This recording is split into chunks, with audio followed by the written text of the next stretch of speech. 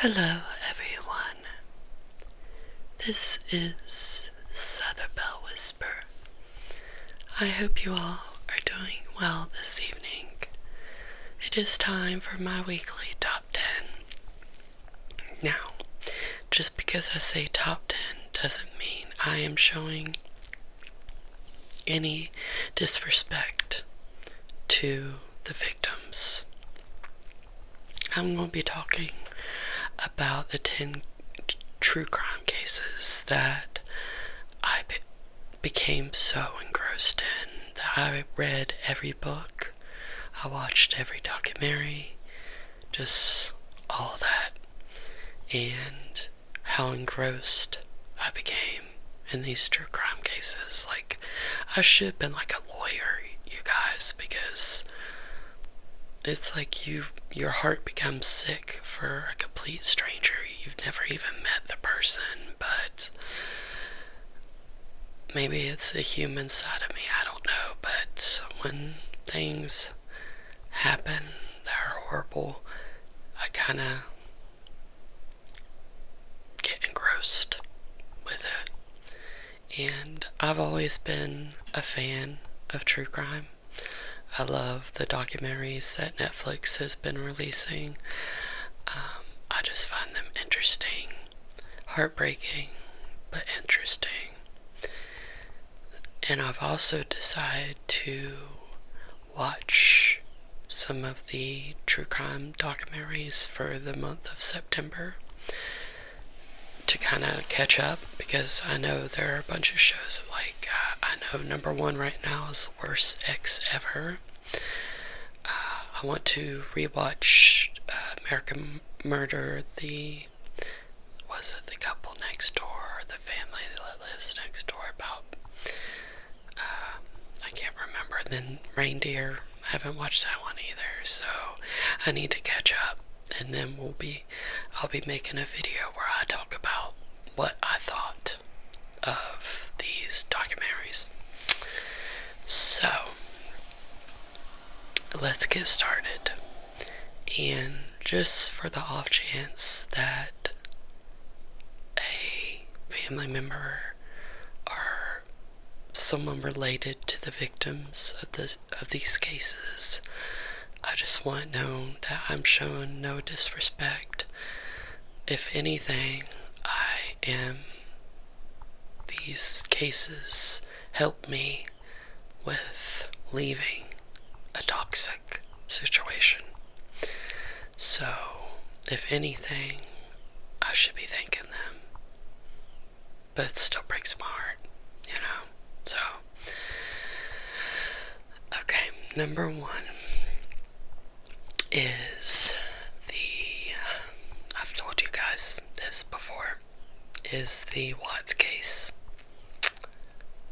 I don't know when I became so engrossed in it, but see her Facebook, when Shanann Watts passed away,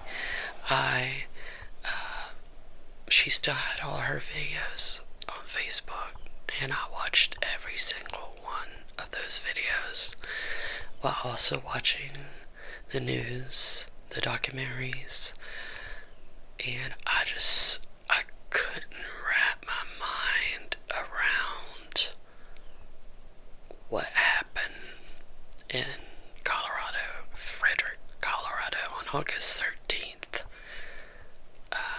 2018. I couldn't wrap my mind around it. I just couldn't. I knew that her husband, I'm not even going to say his name, was guilty immediately. When I saw his interview with the newscast, I knew. Like, he is so obviously nervous and, like waddling back and forth, sweating. Like, I knew he was sorry, not innocent, but guilty. I just knew it. But then they delved a little bit deeper, and you found out what happened to Shanann and her daughters and her baby that she was pregnant with. And of course, there were videos of her daughters on her Facebook as well. And I, still to this day, I make a post for them on my Facebook every year. It's been 6 years, and I still make a post for them every year. I don't know what was about that case. Maybe I felt like I related to Shanann in a way. The way she acted, the way she was kind of obsessive about everything being perfect. But that she loved her family with all her heart, and she did not deserve what happened to her. And it still breaks my heart to this day. To this day, you guys. It hurts my heart real bad. That was probably, the Watts case is probably one of the most, if not the most horrible true crime case I've ever witnessed. Ever. Like, what he did was disgusting. And then his family are still backing him up and saying things like, oh, we know how horrible she was.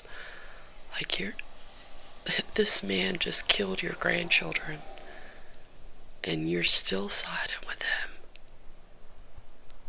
Like, oh, mama's boy.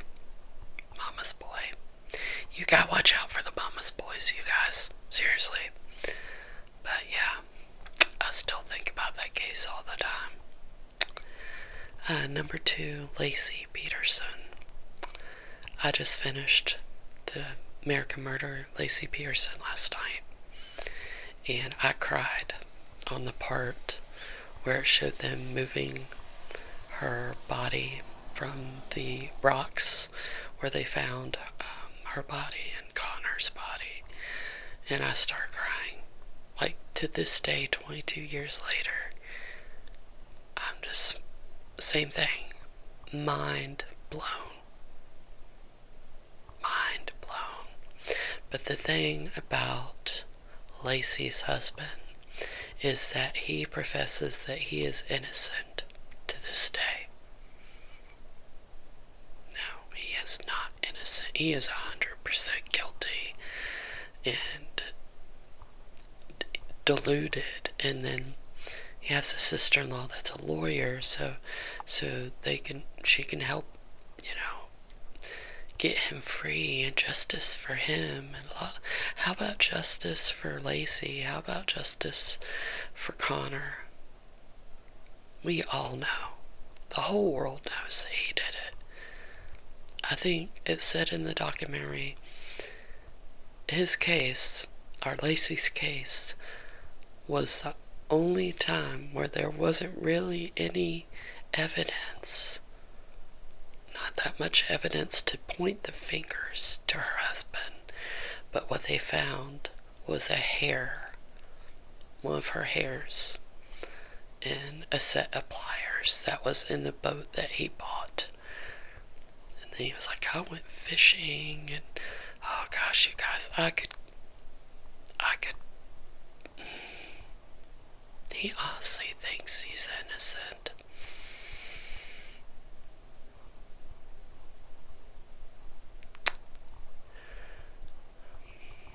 Gosh, you guys, watching that documentary and watching how heartbroken her mother was. Oh gosh, that touched a part of me, you guys, because I love my mama too. And God, and seeing her in the documentary now, and she's still grieving over her daughter and her grandson, and it's just,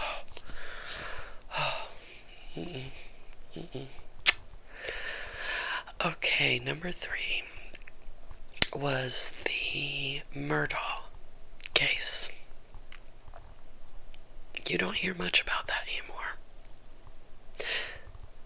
But the fact that it started with that, and God forgive me, I cannot remember her name. It started with the young girl, in the boat with the Murdaugh boy. She got, was it like Melanie or Melody or something like that? And then she passed away, and then the dad ends up killing the Murdaugh boy and his wife. And I watched that whole documentary, you guys, and I was like, oh my god. I think the oldest son has something to do with it. I do. I think the oldest son is kind of questionable. But you guys, I was like, oh my gosh. If you haven't seen the Murdaugh case documentary, I definitely recommend it if you like true crime. But yeah, I was like, what? That is a rabbit hole full of just don't, like, I don't even know how to explain it, you guys. It's not funny, I'm sorry, but I'm just trying to describe how freaking horrific this case was. And I have no words. I have no words.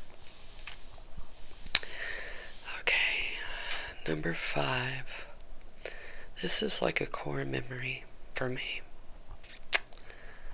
I was in my early 20s, and I was a sitter for a patient, and it came across my phone that there had been a mass shooting at a school, at elementary school, and that was the Sandy Hook shooting. You guys, how can somebody do that to a child? How can somebody do that to a child? Not just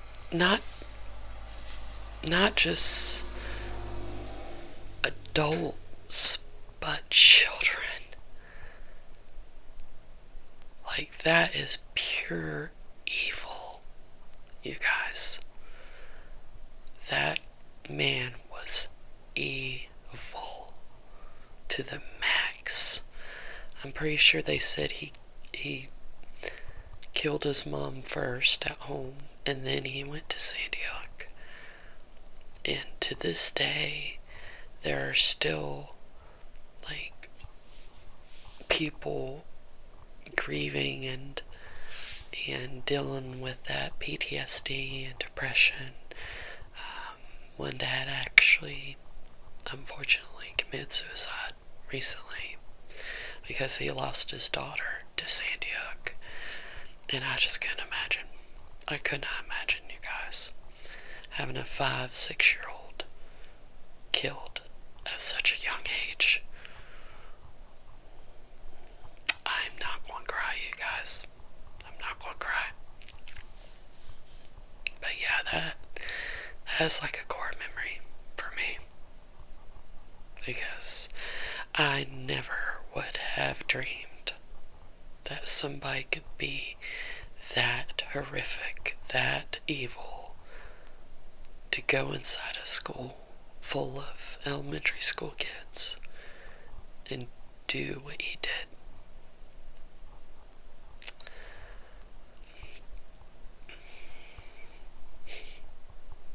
This world, you guys, I swear. My heart and my prayers go out to all the victims and all the families of the Sandy Hook shooting. Seriously, I couldn't imagine. Number 6 was the murder of the singer Christina Grimmie. Christina Grimmie was on a season of The Voice. She was on Adam's team. I think it was like season 4. And I remember her audition. She sang Wrecking Ball. And I remember seeing the video of her saying, "Oh, we're having a concert at Florida at this," I forgot where it was, but she was signing autographs with her brother. Her brother was there. This guy comes up to her and she opens her arms to give him a hug, and he killed her.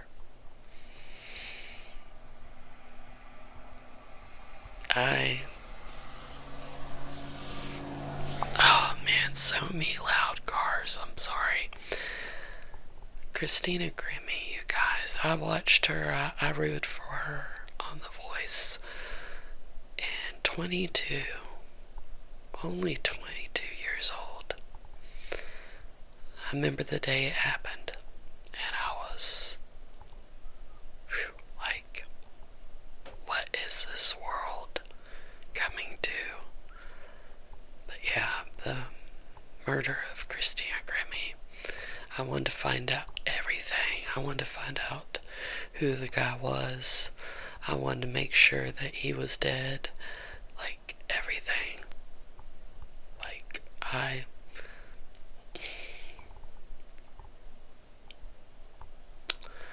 poor baby. That one still hurts my heart to this day. Okay. Number 7 is actually another mass shooting, and that is Columbine. I was 8 when Columbine happened, but as I got older, I found a book in the library in my school. It shouldn't have been there, to be honest. It shouldn't have been there, but it was Columbine by Dave Cullen. I think Dave Cullen. And that was the first shooting that shocked me to my core. 2 young boys just so depressed and hating everybody that they did what they did. I don't know if you guys ever seen the movie. It's called Dawn Anna. It stars, what's her face? Oh man, Deborah Winger. Remember watching that movie years ago with my mom. And it told the story about Dawn Anna and her daughter Lauren Townsend. Just spring tissues, you guys. Deborah Winger, I've always thought that she was an amazing actress. But I found out after the fact that Lauren was actually the one that was shot the most. Like, I just don't understand how people can be so evil. And I'll probably never understand. Ever. Number 8 doesn't need a description. By the way, this is in no particular order. All these shocked me to my core. So I just want that to be known. Number 8 is 9/11. I was 10 when 9/11 happened. I remember where I was. I remember what time it was. I remember everything about 9/11. And then as I got older, I read books, I watched documentaries, I saw movies that revolved around 9/11. And one of the most amazing books that I actually read about it, sorry, freaking loud ass car, was The Last Plane in the Sky. And I can't tell you who the author was because I can't remember, but it's definitely one I will have to get for my collection. It delves so much because they interview different people that witnessed and were a part of that horrible day, and it really, guys, when you read from a firefighter that had to watch as half their squad was killed, it really puts it into perspective what a life-changing day that was. Everything changed after that day. And, oh, guys, 9/11. It's sad that kids that are little right now, when you mention 9/11, they're going to be like, what are you talking about? I don't know what you're talking about. It's sad. That's really sad. Okay. I gotta think of two more. Okay, I think. Oh, the Dark Knight shooting. That was another core memory. I was so nervous about. I think me and my cousin went to go see The Dark Knight Rises. And maybe that was the movie. But it's been so long. But that became the day where I didn't feel safe anywhere. Like, I love going to the movies, you guys. I love it. And now it's different. Now I'm like looking around me, like making sure. Holmes. Gosh. Oh. Gosh. Why? Just why? Why? You know. Just why, you guys? Why do people do things like that? I don't understand it. I will never understand it.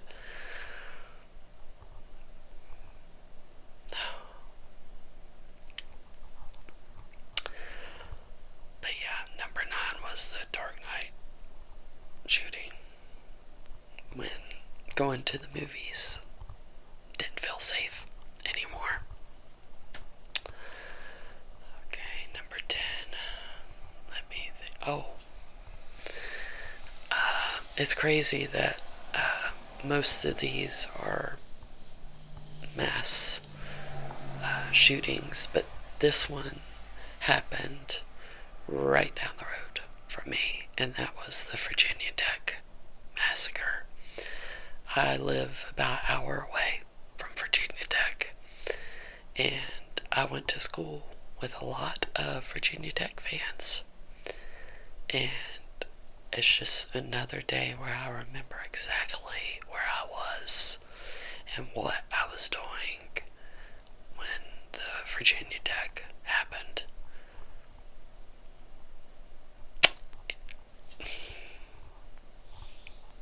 I would just love to look inside the brains of these people that make bad things happen like this, because they're obviously not thinking. It's hard for me to believe that somebody can be that evil.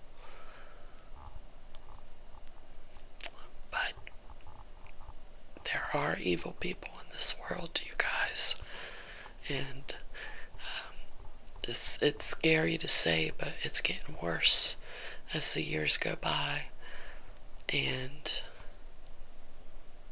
I wish nothing but peace and protection over anyone and everyone. But that is my top 10 for the week. Like I said, I meant no disrespect to victims' families or anything like that. I just wanted to see if there were other people out there that have been engrossed in the same true crime cases that I have, and maybe we can talk about it. But anyways, you guys, I will try to do my Bible study tomorrow, but my brothers are coming tomorrow. But I'll try. I will try to do my Bible study tomorrow. But I love you guys. I will talk to you guys later.